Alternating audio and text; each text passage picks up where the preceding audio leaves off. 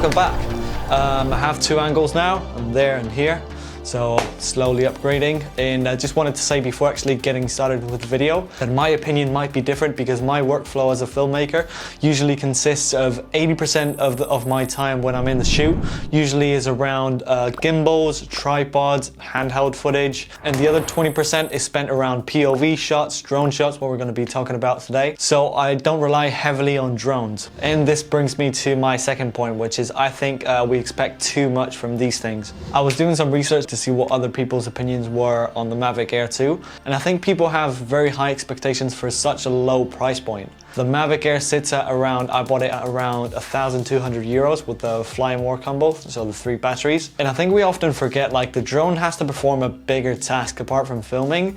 It needs to keep itself up in the air, and it needs to keep a very good signal between the drone and the remote. It needs to be easy to fly, it has a battery life and all these things. So we can't really compare a DSLR, which is only focus is on filming and taking pictures, compared to a drone. So after being on the market for about 2 years, the specs of the MAVIC Air 2 are not that relevant, but it's still worth knowing. It has around 34 minutes of flight time, although I've never really tried to max it out to 0% battery.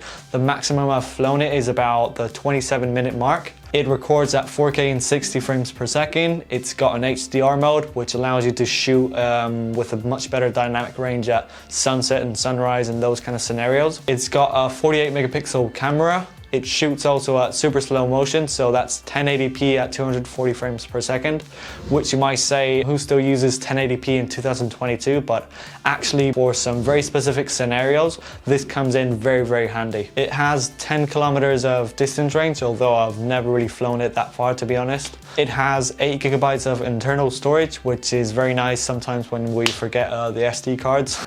And to be honest, after 2 years of using it, I haven't really had any major things that I didn't like about the MAVIC Air.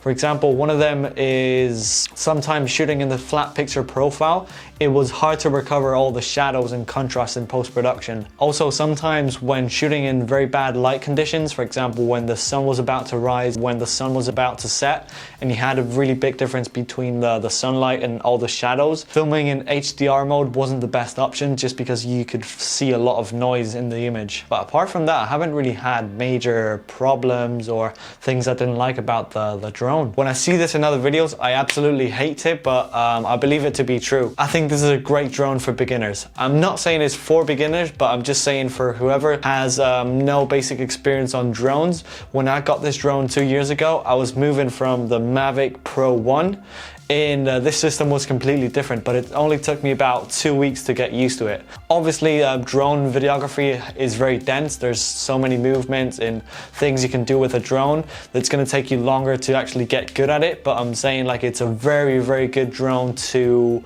learn the basics. So my final conclusions, would I recommend this drone in 2022, knowing that it's been on the market for 2 years and knowing how fast technology is moving and how fast I think we're on the Mavic 3 Pro now? Absolutely yes. I think this is a perfect drone for filmmakers considering its low price point. I imagine you can get it secondhand for around 700, 800 euros. And I think for what it delivers, the 4K image, the 48 megapixel photos, I think this drone is going to serve most people. The only exception I can think of is if your job relies heavily on a drone. If you're out filming boats all day, or if you only do real estate gigs and you only focus on drones, then I would look for something more professional like the Inspire series or even the Mavic 3 Pro. So these have been my final thoughts on the MAVIC Air 2 after having it for about 2 years.